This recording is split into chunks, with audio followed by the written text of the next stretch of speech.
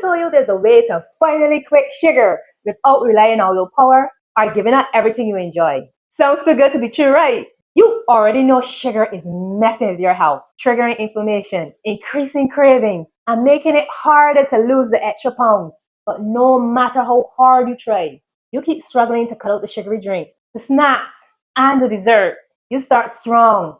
You do great for a few days, then stress hits, or you're exhausted, or just craving something sweet. And suddenly you're right back into your old habits again. So in this video, I'll share 6 hacks I use to cut sugar. And with consistency, you can do the same in under 30 days. So let's jump into the first hack. Shop smarter. We often assume added sugar only comes from treats like cookies and cake.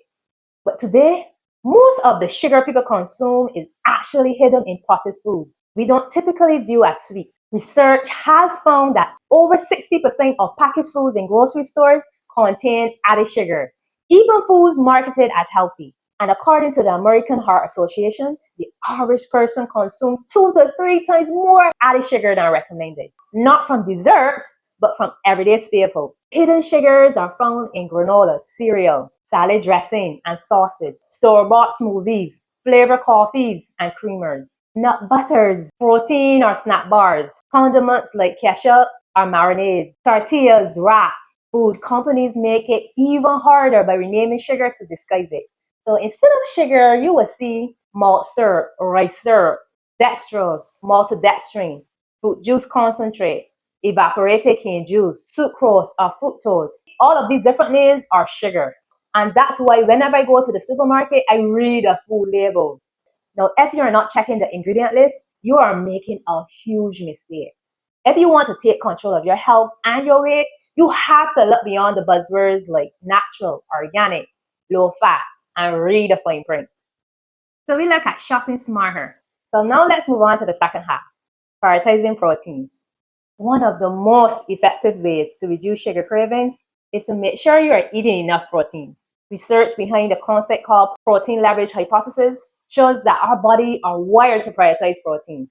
That means if we don't get enough protein during the day, our brain keeps sending hunger signals, pushing us to keep eating until the need for protein is met. And often we reach for quick, sugary foods to satisfy that drive. So to test this, some researchers designed control studies where participants were given diets with different levels of protein, 10%, 15%, or 25% of their daily calories, while keeping everything else, taste, calories, variety, the same. The results were clear. When people eat less protein, they naturally ate more calories, often without even noticing. Their bodies were trying to make up for the missing protein. But in doing so, they consume extra energy from carbs and fat. So before blaming lack of willpower, ask yourself a simple question. Have I eaten enough protein today? Sometimes the craving isn't emotional. It is your body looking for nutrients it didn't get. So we talked about shopping smarter and then prioritizing protein. So now let's look at the third hack, stabilizing blood sugar. So cutting out added sugar is an important first step, but it doesn't automatically stop blood sugar spikes. Many foods that don't taste sweet or don't have sugar listed on the label can still rise blood sugar quickly. Foods like certain fruits, white potatoes, crackers, white rice, and even some healthy smoothies. So even if you remove added sugar, you may still experience energy crashes, cravings, and hunger if your meal caused big jumps and dips in blood sugar. So a study from the University of Nottingham found that sharp drops in blood sugar a few hours after eating, known as sugar dips, may explain why some people feel hungrier and eat more throughout the day. Researchers tracked over 1,000 adults using continuous glucose monitors and food logs. They found that people who experience bigger blood sugar crashes 2 to 4 hours after meals, called big dippers, ate about 300 more calories per day than those with smaller dips, despite eating the same meals. So over time, that can mean their weight increased by about 20 pounds per year. So what caused these dips? It's not just weight or age, it's your unique metabolism, food choices, and daily activities. Even identical twins responded differently to the same foods.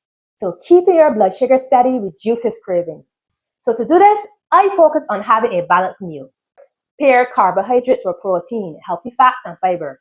These slow digestion and create a gentler rise in blood sugar. So for example, add Greek yogurt to your fruit smoothie. Instead of crackers alone, add egg or cheese. These small changes can make a big difference. So we talked about shopping smarter, prioritizing protein, stabilizing blood sugar. So now let's move on to the fourth half, managing stress and getting adequate sleep. Even if you are eating well, cutting sugar, and balancing your meals, craving can still show up, especially when stressed or you lack sleep. Now, a team of researchers from RMIT University in Melbourne explore how stress impacts eating behavior and how that could be a hidden driver of weight gain and obesity. So here's what they found. Right after a stressful event, your body actually suppresses appetite. This is thanks to a hormone called CRH, which helps your brain focus on survival, fight or flight, instead of food. But a few hours later, another hormone kicks in, cortisol, and it increases your hunger, especially for high-calorie comfort foods. So think sugar, fat, and salt. So if stress is chronic or ongoing, this cortisol-driven hunger can lead to overeating, fat storage, especially around the belly. Hormones like ghrelin, your hunger hormone, and leptin, your fullness signal, also get disrupted during chronic stress. The result? Your body tells you you're hungry even when you're not, and stops sending proper and false signals. Now, poor sleep had a similar effect. A team of researchers from UC Berkeley wanted to figure out why we tend to crave junk food after a poor night's sleep. Now, we already know that not getting enough sleep is linked to weight gain. But this study looked at what's actually happening in the brain to cause that. So researchers took 23 healthy young adults and had each of them go through two different situations. A well-rested night, about 8 hours of sleep, and a full night of no sleep. They stayed awake for 24 hours. The next morning, participants were shown 80 different pictures of food, from low-calorie options like fruit to high-calorie foods like chips or sweets. As they looked at each food, they rated how much they wanted it, while their brain activity was being recorded using an fMRI scanner. So here's what they found. When people were sleep deprived, two big things happened in their brains. The thinking part of the brain got quieter. This means people were less able to evaluate if a food was a healthy choice. The impulsive part of the brain got louder. This made people more drawn to high calorie, high fat, high sugar foods. But here's the crazy part. The participants didn't feel hungrier, but their brains were craving more. On average, they chose foods with 600 more calories after just one night of no sleep. So I have learned to support my nervous system with good sleep habits, stress reduction practices, and healthy boundaries around rest to stabilize my hunger, improving energy, and making healthier choices easier. So we look at shopping smarter, prioritizing protein, stabilizing blood sugar, managing stress, and getting adequate sleep. So now let's look at the fifth hack, stop real food. So one of the easiest ways to cut sugar is to shape our environment. So the default choice, support your goals. We tend to eat what's convenient and visible, not necessarily what we plan. Researchers at Cornell University started to understand how visibility and convenience affect how much people eat, even when they're not really hungry. So this is what they did. So they set up an experiment involving chocolate, Hershey's Kisses, and 40 women who worked at a university. Each woman was given a jar with 30 chocolates, but there were 4 different setups. 1, a clear jar on the desk, visible and easy to reach. An opaque jar on the desk, hidden but still easy to reach. A clear jar 6 feet away, visible but less convenient. An opaque jar 6 feet away, hidden and harder to reach. Researchers counted how many chocolates were eaten each day and refilled the jars each night. This is what they found. For the clear jar on the desk, 7.7 candies were eaten per day. Opaque jar on the desk, 4.6 candies were eaten per day. The clear jar 6 feet away, 5.6 candies were eaten per day. The opaque jar 6 feet away, 3.1 candies were eaten per day. So just moving the candies or hiding it cut daily intake by more than a half. But here's the surprising part. Even though women ate more when the candy was on their desk, they thought they ate more when it was further away. Now that means when food is out of sight, not only do you eat less, you also feel like you eat more. This is likely because getting up to grab it made them more aware of each time they did. So instead of relying on motivation, make it easy to succeed. Keep real, whole food stock. Prepare a few options you can quickly grab and limit the amount of sugary and high processed foods you bring home.